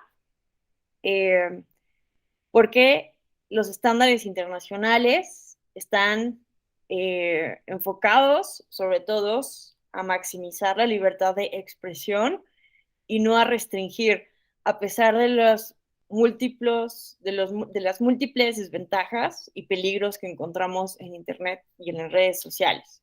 Pero bueno, antes de hacer referencia a los casos internacionales y a estos estándares internacionales sobre la libertad de expresión en Internet, no sé si alguien quisiera hasta aquí hacer alguna pregunta, comentario. Marciano, te escuchamos. Muy buenos días. Maestra, buenos días. Qué gusto volver a saludarle. Saludos a todas y a todos. Maestra, algo que me hubiera gustado también oír, y en lo sucesivo lo pongo en la mesa, ese libro que habla recientemente, que bueno, yo lo leí recientemente, no es tan reciente, es La dictadura de los datos, que habla y analiza el caso de Cambridge Analytica. Y casualmente toca el tema de la elección 2018, pero no desde el punto de vista de los que eran opositores, sino de quienes ostentaban el poder. ¿Cuál fue la relación con la cúpula que gobernaba? Ahí viene cómo se intercambió información confidencial y que a partir de las redes sociales se hace o se manipulan los datos de todos los ciudadanos, porque nos volvimos hoy ciudadanos de redes, ¿no? Comemos, ayer se decía un ejemplo, y le tomamos una foto a la comida y la subimos a Instagram. Estamos comiendo y la subimos a Face.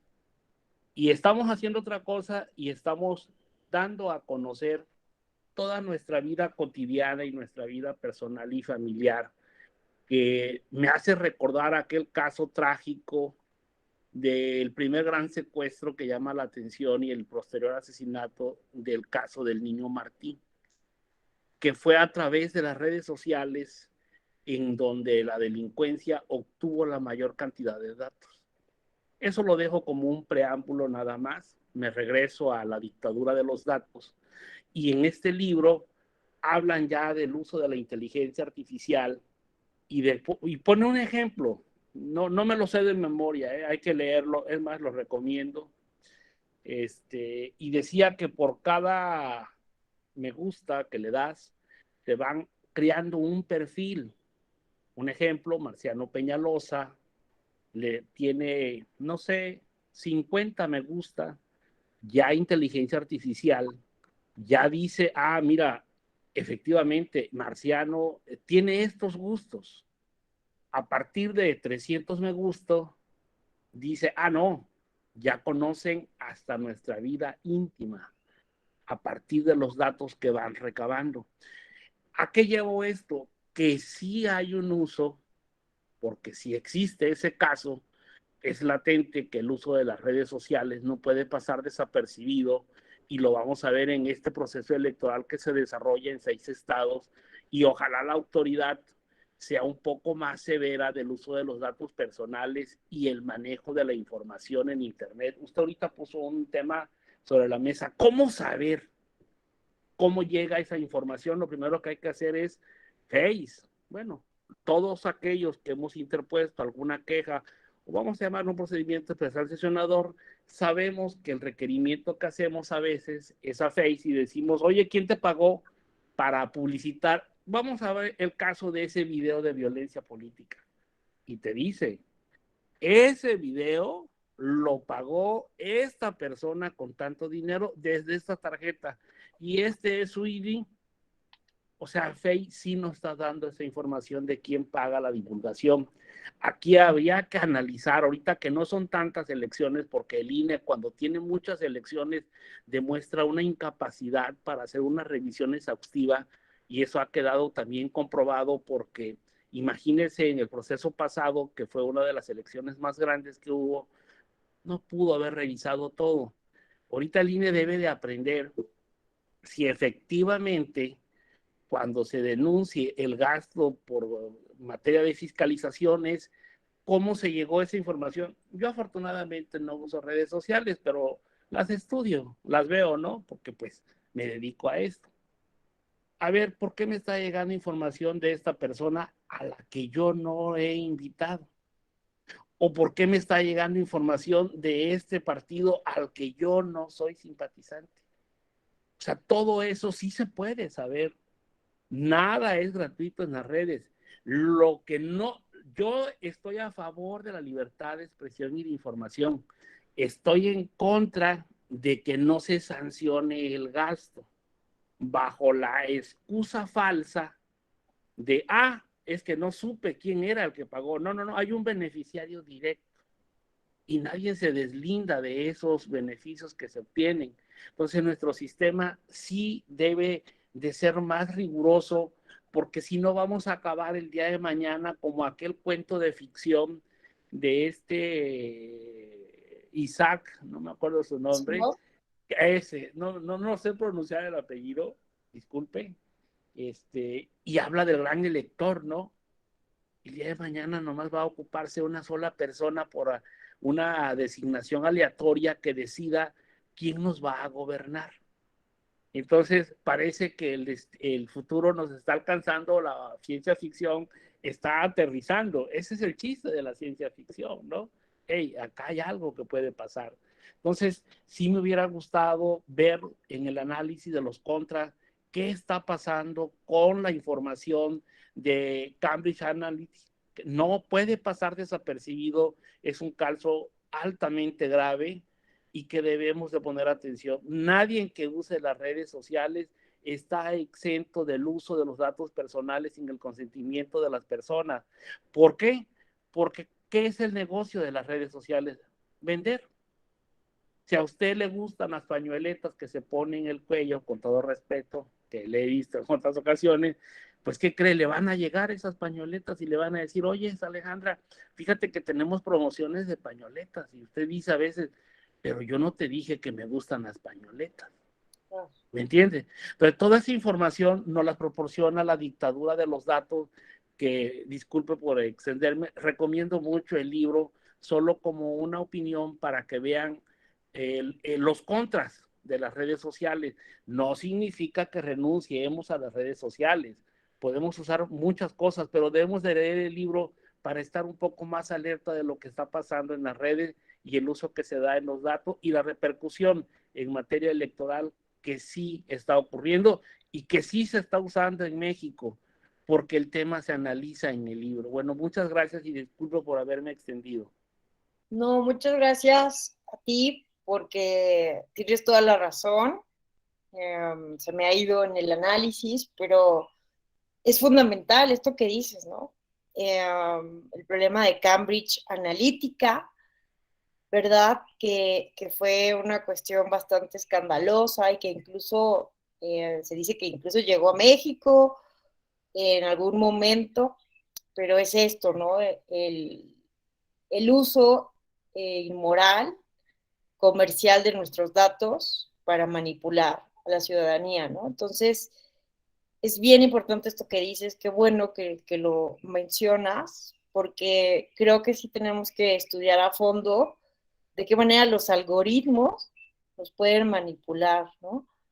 La verdad es que sí hay que hacernos la pregunta todos los días, ¿qué tan manipulado, manipulada estoy? Como lo dices, ¿no? Desde aspectos comerciales, que sí, ¿no? Uno hace una compra en Amazon, compra su libro, una pañoleta, lo que ustedes quieren, y al día siguiente ya te están llegando ofertas similares, ¿no? Entonces, ¿por qué eso no podría estar pasando ya en temas políticos, ¿no?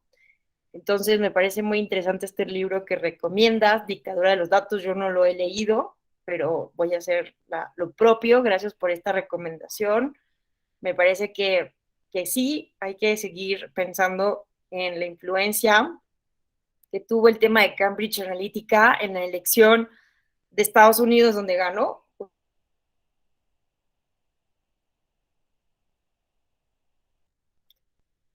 Bien, hay que ver, sobre todo, este tema que iba a contar más adelante, de qué manera podemos no regular las redes sociales, pensando justo en que el espacio público actualmente está configurado dentro de empresas privadas, ¿no? Es decir, Twitter, Facebook, que son las redes sociales más exitosas en todo el mundo, bueno, en el mundo occidental, ¿no? Porque en China usan otras redes sociales, etcétera, ¿no? Pero en nuestro mundo occidental, al menos en México, Facebook es la red social que más usamos. 98% de los usuarios de Internet en México usan Facebook, ¿no? Entonces, el espacio público, este ideal de Habermas, de discutir las cosas en el espacio público, pues ya está en manos de una compañía privada. ¿De qué manera estas compañías privadas manejan el tema de los algoritmos? Las recomendaciones, ahorita es lo que vamos a ver, los estándares internacionales nos dicen que las autoridades electorales de todos los países, los estados, tendrían que estar trabajando con estas empresas internacionales en vez de echarle la carga a la ciudadanía para limitar la libertad de expresión.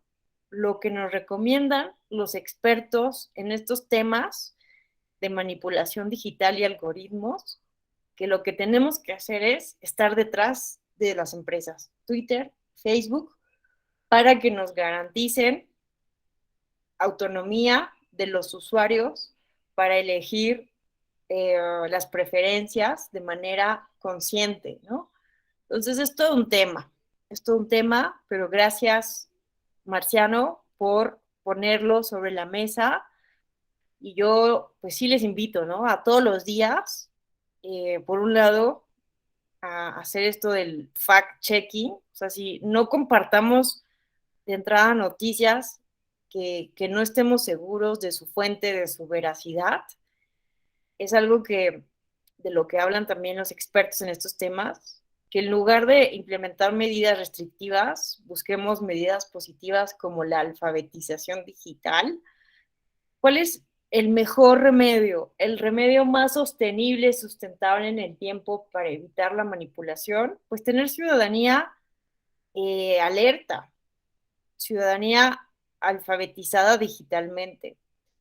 Entonces, si a mí me llega, a ustedes les llega una noticia, ustedes son expertos en lo que pasa en las autoridades electorales, en las elecciones, les llega una noticia un poco dudosa, pues es muy poco probable que ustedes se dejen manipular, ¿no? Porque ustedes saben la información, pero no va a ser igual para el resto de la ciudadanía, que poco sabe de los temas electorales. Entonces, eso es uno de los temas principales. Alfabetizar, hacer pedagogía pública y que podamos entonces hacer nuestro propio fact-checking de la información. Entonces, tenemos muchísimas compromisos, ¿no? Tanto como autoridades electorales, pero también como ciudadanos. Si vemos que una noticia como que no checa, pues ¿por qué la compartimos? Y no solamente eso, también denunciar. Hay botones en todas las redes sociales para denunciar desinformación. Muchas veces la dejamos pasar, igual no la compartimos, pero también hay que denunciar esto, ¿no? En fin, es algo que tenemos que seguir discutiendo, analizando, pensando, reflexionando. Muchas gracias, Marciano, por ponerlo sobre la mesa. No sé si alguien más quisiera aquí hacer alguna reflexión, planteamiento, algo que también se nos haya pasado en el análisis, pero que creen que es bien importante ponerlo sobre la mesa. Hola, Valeria, qué gusto saludarte. Muy buenos días, te escuchamos.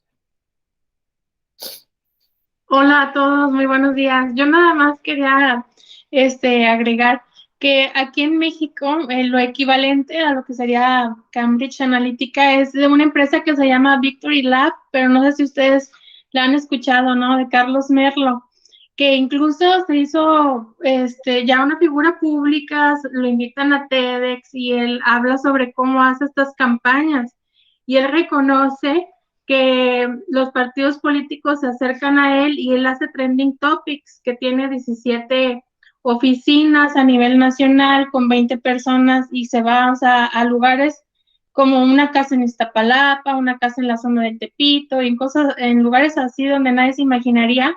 Contrata a chavitos, les da celular y les dice, vas a hacer esta noticia, tú nada más tienes que agregarles un contenido falso. Y así es como va haciendo los trending topics y que ha influenciado en las campañas electorales de aquí de México. Pero yo no entiendo cómo lo dice públicamente y no se hace nada. O sea, ¿por qué el tribunal no toma cartas en el asunto? O el INE, o por qué no se habla tanto de eso si sí hablamos de Cambridge Analytica. Entonces, pues, ¿cómo se podría? O sea, él tiene su libro, tiene su página de web, lo acaban de entrevistar también en varios periódicos a nivel internacional, y él se jacta, o sea, de decir que hace todas estas fake news. Entonces, a él, el caso de él, ¿por qué él puede hablar públicamente de todo lo mal que hace y nadie actúa en contra de él? Sería esa mi reflexión o mi pregunta.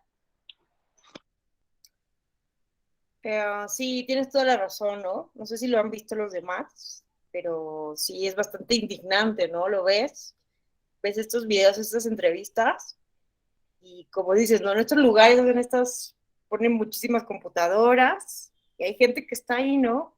Los famosos trolls, o que difuminan estas campañas de desinformación, y con un cinismo impresionante, ¿no?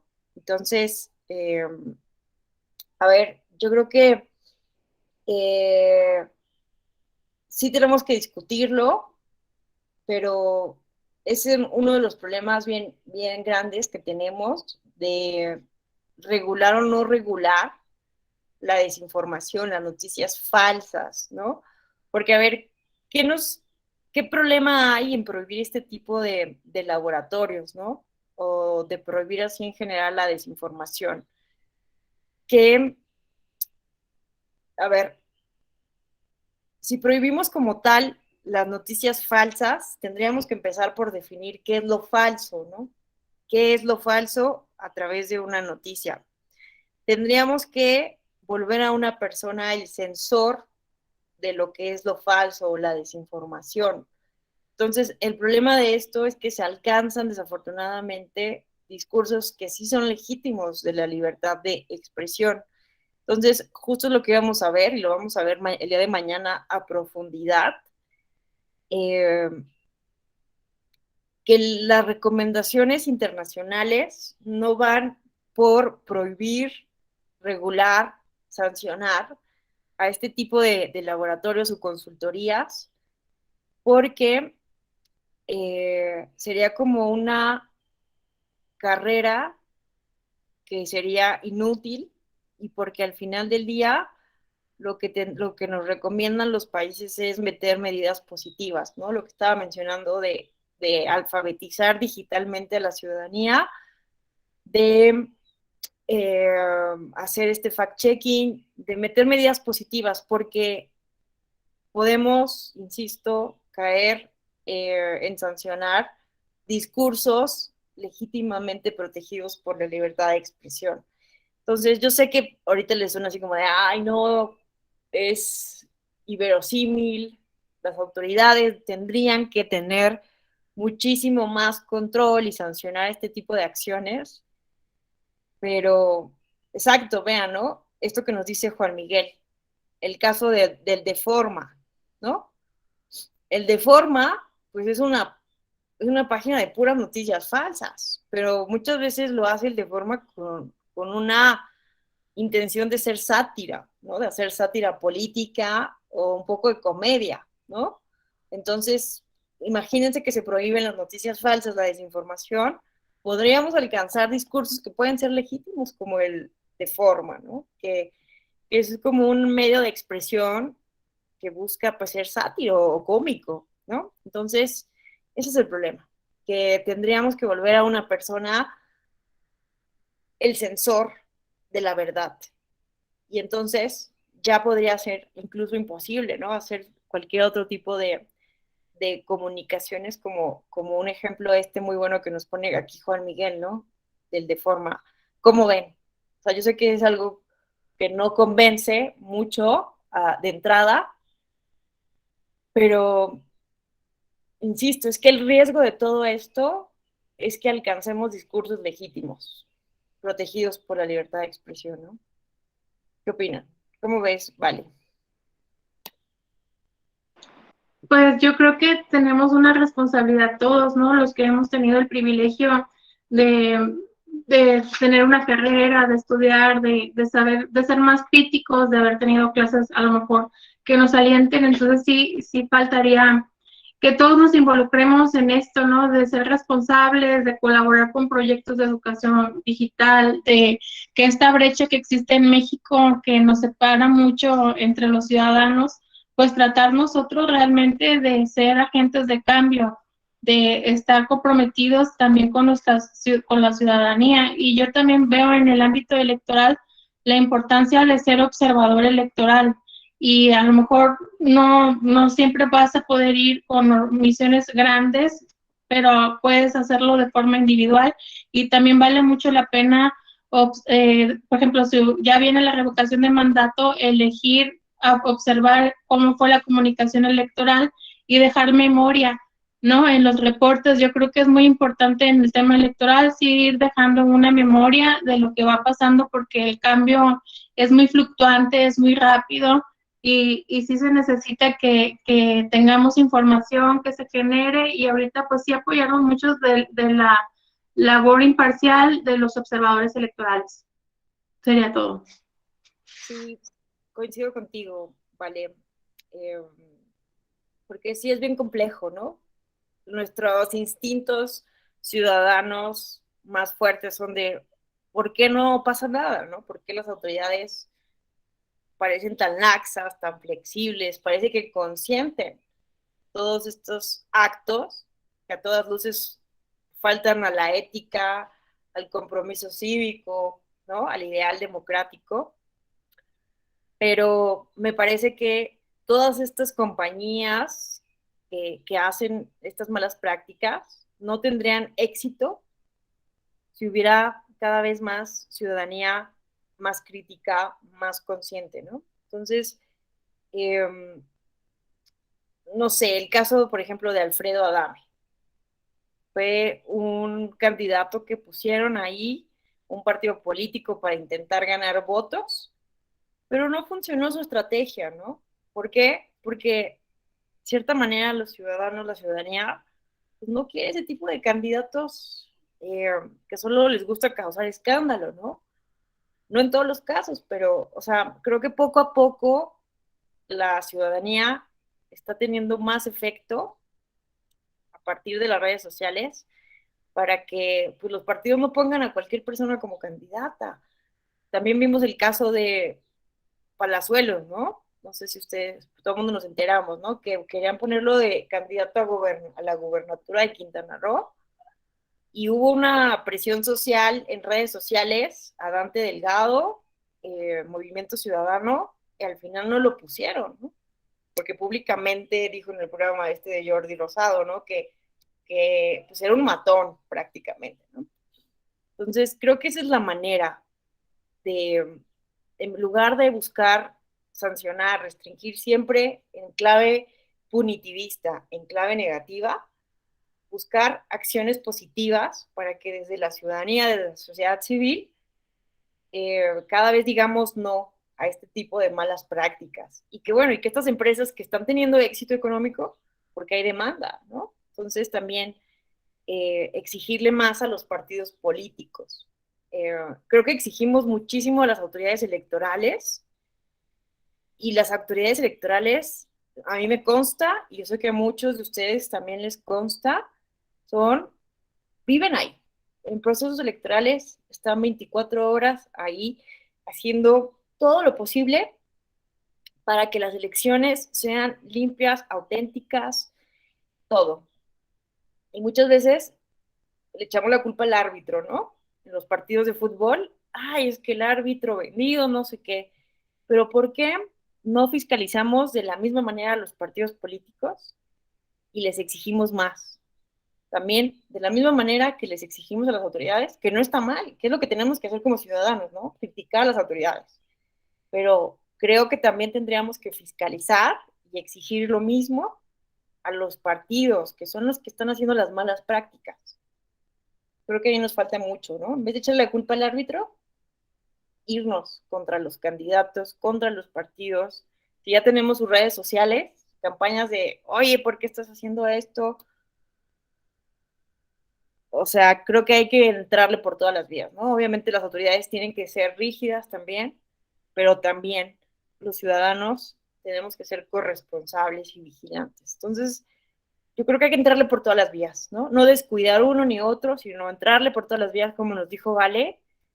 Creo que lo que dijo Vale es muy, muy importante y todos volvernos agentes de cambio, porque de lo contrario, pues nos van a seguir, ¿no? Manipulando las empresas, los partidos, las cúpulas, etcétera. En fin, es un tema muy, muy, muy interesante. Ya se nos está agotando el tiempo. No sé si alguien más quisiera hacer un breve comentario en los últimos minutos que nos queda. Vale. Yo brevemente otra vez felicitarte porque siempre pues pones un montón de documentación histórica y a mí se me hace muy importante que sí menciones lo de la primavera árabe y que nos hayas pasado el video. Yo creo que eso es fundamental para entender lo de las redes digitales. Gracias. Gracias a ti, Vale. Gracias también por traer a la luz esto del caso mexicano. Voy a traerles algo para que lo veamos, quienes no tenemos como contacto de esta persona que hace noticias falsas en México, su fábrica de noticias falsas. Gracias, Vale. Sanja, te escuchamos. Nada más rapidísimo, profesora. Yo creo que en la medida también en que esas noticias que vamos recibiendo a través de redes sociales y sobre todo por lo que comentaba de que le echan siempre la culpa al árbitro, en la medida en que vayamos recibiendo nosotros información a través de estos medios y nosotros también busquemos allegarnos de otros elementos que nos permitan corroborar esa información que estamos recibiendo, vamos a evitar que esas verdades, entre comillas, que nos manejan por las redes, que en realidad son mentiras, se vuelvan eso, verdades, pero que no tienen ese fundamento. Entonces, ahí es donde también entraría lo que mencionaba al inicio, autoridades electorales, el tribunal, o quienes estamos inmersos o quienes están inmersos en ese tipo de situaciones, pues deberían de utilizar esas redes para hacer del conocimiento de la gente todo el contexto de lo que lleva eso que se criticó. Un ejemplo muy rapidísimo, lo que sucedió con la candidatura de Macedonio cuando lo bajan. Decían, es que no inventes, o sea, por 900 pesos está bajándole la candidatura. No, es el hecho de que, como bien mencionaba, los partidos políticos tienden a realizar acciones en busca de evadir siempre el rendir esas cuentas o ese actuar correcto ante el instituto. Macedonio no era la primera vez que era candidato, entonces digo, era obvio que sabía que era lo que tenía que hacer. Sin embargo, mediante esa difusión constante de esas mentiras que quisieron hacer las verdades, pues mucha gente se fue con esa idea de que efectivamente el instituto había actuado de manera pues digámoslo, en contra del partido Morena en este caso, ¿no? Entonces sí, juega un papel muy importante el que nosotros como ciudadanos también busquemos otros medios para informarnos o corroborar la información que estamos recibiendo a través de estos medios. Sería todo. Sanja, dijiste algo bien importante, que no quiero dejar de subrayarlo, que las autoridades tienen que contrarrestar, ¿no? Esa desinformación, no ponerse al tú por tú. La verdad es que sí, aquí voy a ser un poco crítica, un poco con algunos consejeros del INE, que a veces caen en la provocación de algunos actores políticos y se ponen al tú por tú. Creo que eso no es el papel de las autoridades. O sea, creo que lo que hay que hacer es, en todo caso, siempre desde un esquema ético y de pedagogía pública, contrarrestar la desinformación. En lugar de prohibir ciertos discursos, más bien unirse a esta campaña, pero contraria de información, ¿no? Eso sería el ideal. Entonces me parece bien importante que lo hayas dicho, Sanja. Janet, te escuchamos. Gracias, profesora. Solamente para la presentación de Prezi me pareció bastante importante e interesante. ¿Habrá posibilidad que me pueda compartir su liga para revisarla posteriormente? Gracias. Claro que sí, con muchísimo gusto. Se las comparto de una vez y pues mañana la vamos a seguir utilizando. Aquí voy a crear el link. Copiar. Y aquí está. Ahorita estaba pensando, ¿no? Perdónenme este ejemplo que puede ser muy, muy bobo, pero muy, muy infantil. Pero imagínense en una escuela, ¿no? Que hay personas que difunden chismes o que les encanta el chisme y que crean rumores de personas. ¿Qué sería lo propicio de las autoridades escolares? Prohibir, ¿no? Sancionar a las personas que están haciendo el chisme o educar a los estudiantes para que esos rumores se les pasen inadvertidos, ¿no? O sea, para que los mismos estudiantes no se dejen caer en esa esfera pues, de rumores, ¿no? No sé, es una pregunta, mañana lo discutimos. Les agradezco enormemente su atención, su disponibilidad, sus aportaciones.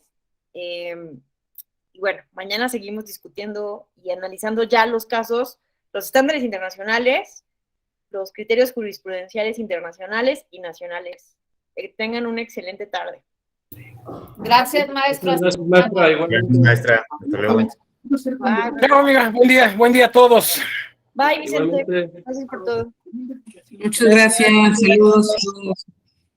Saludos a todos, a todos. Gracias, maestra. Hasta mañana. Gracias a ustedes, José. Qué gusto saludarte.